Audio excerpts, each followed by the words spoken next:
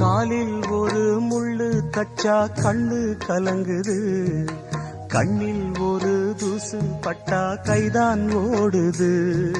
சேவல் அன்று கோடு கிழிச்சு வேலி போட்டது, வேலி தாண்டி கோழி போக வேளை வந்தது.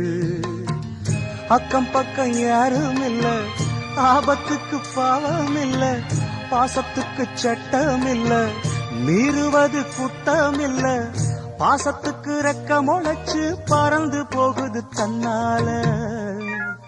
சம்சாரம் அது மின்சாரம், சம்சாரம் அது மின்சாரம்.